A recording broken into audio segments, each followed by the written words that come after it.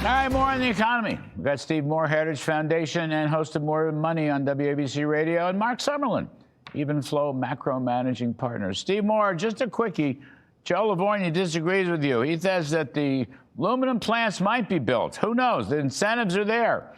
So you're writing in the Wall Street Journal against it. What do you think, Joe? Joe says it's national security, and there may be incentives to build new aluminum plants. What's your response? Well, Joe's a smart guy, and you are too, and I hate to disagree with you.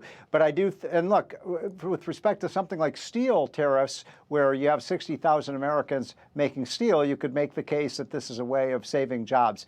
The point I was making in my Wall Street Journal piece is we don't make much aluminum in the country, so we're not saving jobs by putting a stiff aluminum tariff. By the way, they're 50%. That's a huge tariff. But I talked to dozens and dozens of major and middle manufacturing companies really getting hammered, some of them having to shut down some of their operations, slow their facilities, or even facing severe supply chain problems because of those. And those layoffs are going to cost American jobs. So I would say let's not put a high tariff on something that we don't even produce right now. All right. Marc Sumerlin, I'm going to let Steve stew in his own juices on this. You and I are going to move on to more interesting things. Should the Fed have done 50 yesterday, as Steve Myron suggested? And maybe a bigger one, Marc. The Fed always says you can't grow. Less than 2% growth. You know, the Fed, the CBO, the Joint Tax Committee. Donald Trump's got a pretty powerful pro-growth platform, which he and his staff believe can be 3 to 4% growth. Where do you come out on that, Marc? Yeah. First of all, thank you for having me. 6 weeks ago, I was on this show, and I was the first person to say that they should cut by 50 basis points. And the inversion in the front end of the curve tells us that the bond market would have digested that just fine. And yesterday, the part that made no sense is that Chair Powell said that he was doing this for risk management purposes, that he needed the cut, but then cutting by only 25 basis points didn't actually change any of the risk. It just wasn't enough. And so, yes, they should have gone more. But more importantly, Larry, to your point on housing, they should have stopped selling mortgages off the balance sheet. That's the part that is really hurting in the economy right now. And what the Fed is doing, which no investor would do, is say, we're going to sell every single month, no matter what the price is, and we're going to tell you we're going to keep selling forever. And that's making mortgage spreads go up. And that's the part of the economy that could have been very targeted. It's just a bad time to be doing it. There might be other times where it's a good time to be doing it. It's clearly a bad time to do it, and it shows that the Fed's not flexible enough to meet the needs of the economy right now. You know, Steve Moore, when the Fed announced its rate cut, the stock market went up a lot. Then Jay Powell gets center stage and has this press conference, and you can plot this.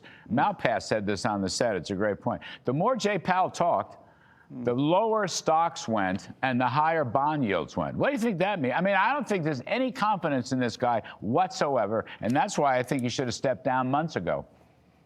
He's a downer. He's a downer. He'd put forward a dismal forecast on the economy. I mean, Larry, the economy grew, 3.2% in the second quarter. According to the Federal Atlanta Reserve Bank, it's growing at over 3% in the third quarter. And he's talking about the economy growing at 1.5%. What the hell is he talking about? And then the other thing that he does, Larry, and you touched on this on your show yesterday, but I want to repeat it because it was such an important point. Okay, look, I do believe tariffs probably have a negative effect on the economy. But look at all the other things that Trump is doing. Look at the tax cut. Look at the fact that he's deregulating the economy, saving $1 billion. Look at the fact that we have drill. Look at the fact that we've got the border secure. Look at the fact that we got a record stock market, for goodness sake. He never brings up these things. He always attacks Trump, never talks about the things that Trump is doing to expand the economy. This guy has got to go. I mean, Marc Sumerlin, look, he will go next spring. I get that. But, you know, it is odd to me, and you've been in this game a long time. Washington's establishment will not acknowledge that a program of free markets and lower taxes and deregulation, okay, along with the other things going on, AI and enhanced productivity, could bring us better than 1.7 or 1.8% growth. What is it about the Washington establishment, Marc? It's like they're so hidebound. They've been saying the same thing for so long. It's insane. Yeah, I think generally people are just way too backward looking, and especially central bankers tend to be looking backwards all the time, and we really need to be looking forward. My own estimates is that 3% growth is possible next year. We're set up for it. We have the tax cut kicking in on January 1 for individuals. We got deregulation kicking in. We've got productivity increasing on AI right now.